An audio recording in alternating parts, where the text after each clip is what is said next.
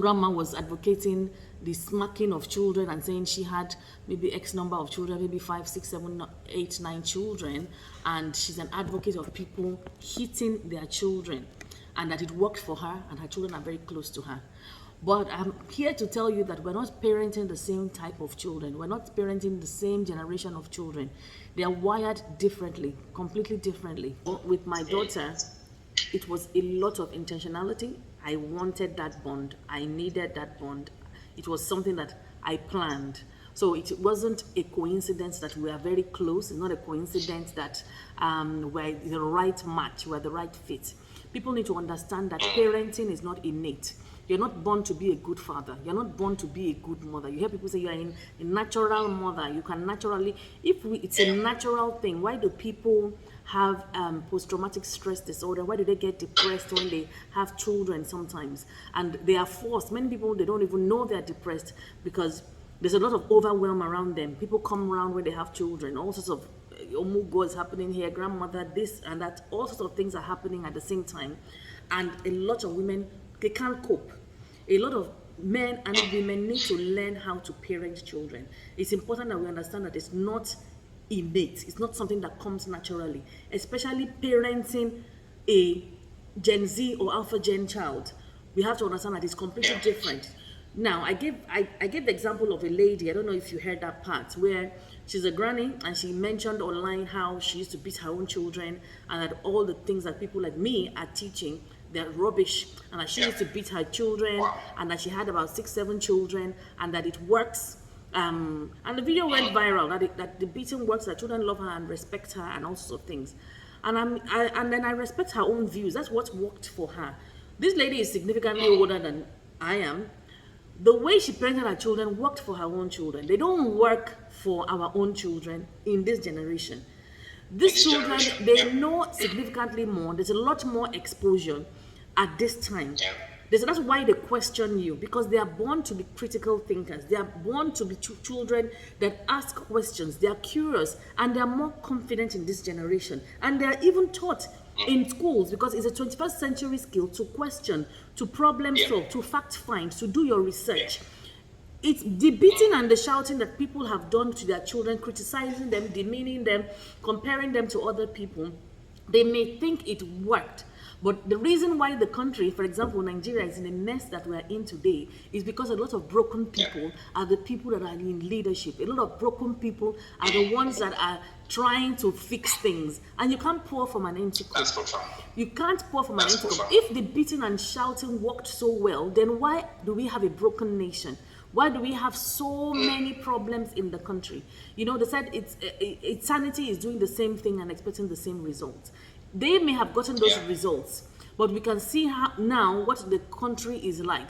You can see the level of promiscuity. You can see the level of commitment or non-commitment of many parents to their families.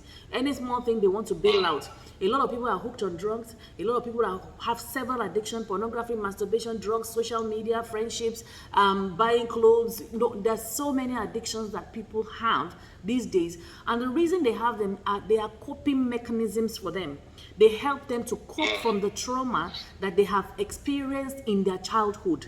So the average adult might have the wife or the husband, the car, the house, the job, and you see them and the parents will be very proud and say, oh, my child is doing very well. That child goes into their home or their office, closes the door, and behind them, what are they doing? They are on drugs, you know, they have one addiction or the other.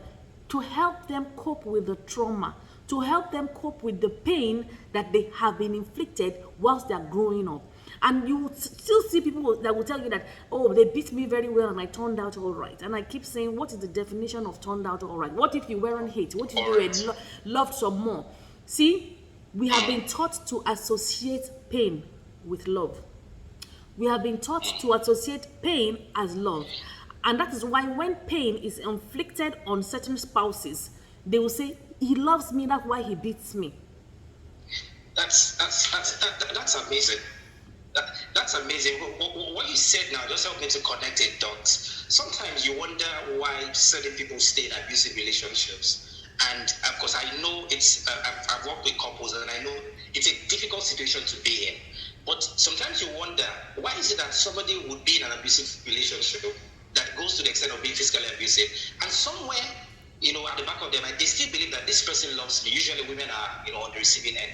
And then what you said now makes me realize that sometimes the connection is that even as kids, they were actually abused by their parents. And they just, They've normalized, exactly, abuse. normalized it. They've normalized abuse. Yeah. They believe that it is the way to go. That there's no other way. If your parents love you, they will always beat you. They will shout at you. They will do all sort of things. And I'm a product of. I'm a child that was not beaten at all.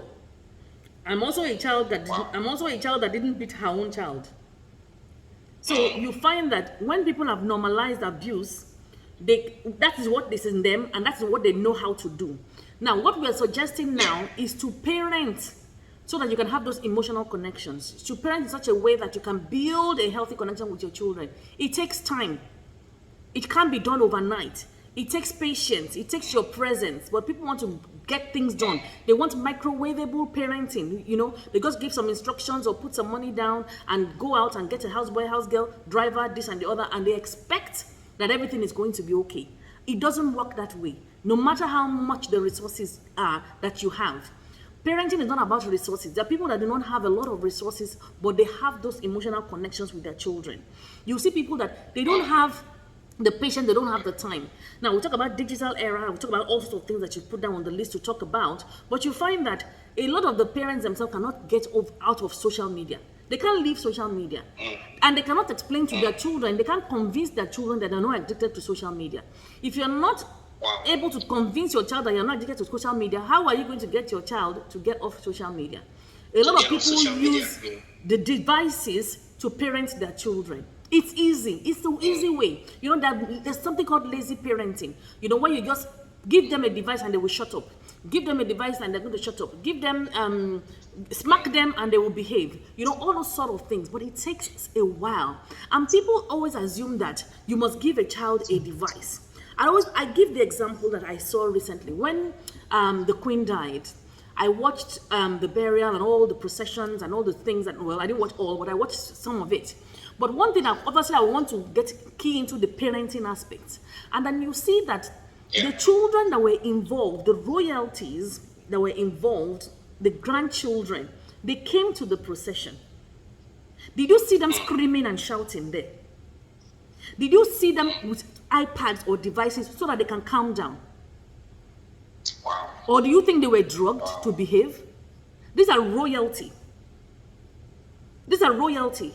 And we're talking about a ceremony that was it was an extended ceremony, and those children they were well comported. They behaved themselves. The training had gone into them. Now, the average Nigerian child or any other child around the world, the mother is already going to maybe only one service, or just one service, or maybe just going to greet somebody in their house. Biscuits, sweets, chewing-gum, this, that, iPad, television. You pack the whole thing so that you can numb the child. You can get that child to be connected to that device such that they don't disturb. And in doing that, you're killing their brain. You're killing their creativity. You're killing their ability to think critically. So that's not what you should be doing. You should be able to get your child to be able to do things, to produce. You see, our children are consumers. They're mainly consumers. What we do generally is to download. Even Nigerians are generally, if you go to YouTube, you'll find that they are downloading this, downloading that, downloading this. How many are we uploading? How many are we uploading? And we're now teaching our children also to continue to consume. So they're not using their brains effectively enough. They're not doing the things that they ought to be doing the way they ought to be doing it. And that is the fault of the parents. Because a lot of parents are children themselves. They're not ready to parent these children.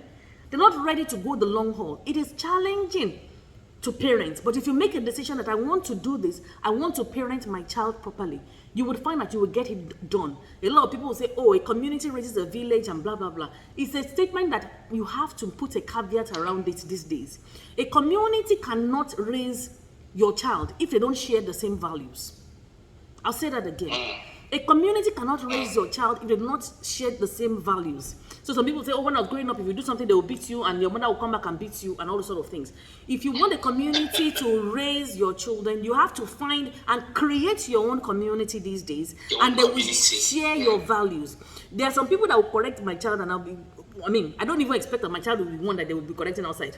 Praise God. Anyway, I've already passed that stage. I've already done my own work. Because by the time, people will say by the time your child is 18, that's when you will know the report card. That's when you will know how well you've trained your child. But the thing is, even at 16, sometimes even 13, a lot of people, even 7 years old, their children are gone.